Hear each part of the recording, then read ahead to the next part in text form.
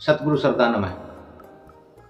मनुष्य इस धरती के सृष्टि के 84 लाख जीवों में सर्वश्रेष्ठ है और बुद्धिमान है। बुद्धिमान इसलिए है क्योंकि कर्म करने का अधिकार केवल इसी प्राणी को है, और कर्म बुद्धिमानी से किया जाए, बुद्धि और विवेक से किया जाए तो निश्चित रूप से वह कर्म सवस कर्म होगा, सदकर्म होगा। और सर्वश्रेष्ठ इसलिए है क्योंकि किसी और प्राणी के पास कर्म करने का अधिकार नहीं है। मनुष्य ही प्रकृति द्वारा कर्म प्रदत्त प्राणी है। अब कर्म क्या करना है,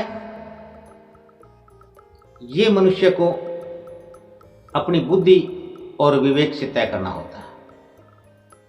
मनुष्य को सर्वश्रेष्ठ और बुद्धिमान होने का भान नहीं रहा या अभिमान हो गया है। मनुष्य ने इन दोनों चीजों को भुला दिया है, छोड़ दिया है। मनुष्य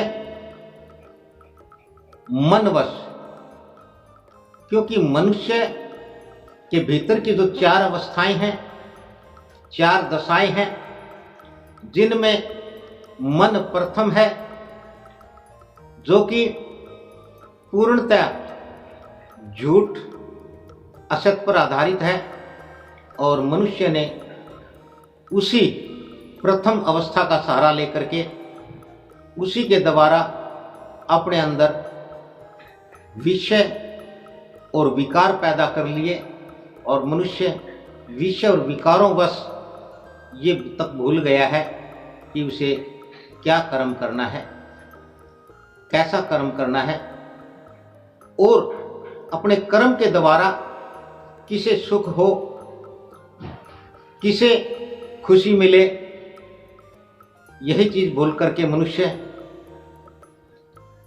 अपने आप में स्वयं दुखी हो गया है, और अपने कर्मों के द्वारा उसने समूचे प्राणी जगत को भी दुखी कर दिया है।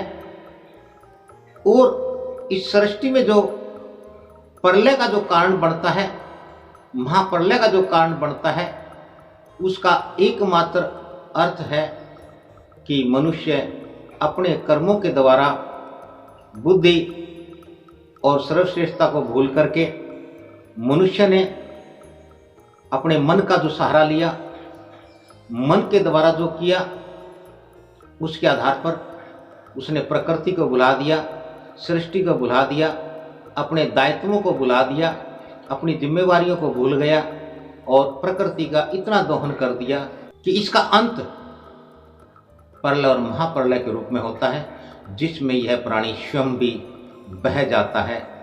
इसलिए मनुष्य को चाहिए कि वह अपनी बुद्धिमत्ता और अपनी श्रेष्ठता को सदैव याद रखते हुए अपना जीवन यापन करे, तभी वह स्वस्थ होगा, सुखी होगा, खुश रहेगा और प्राकृतिक रहेगा।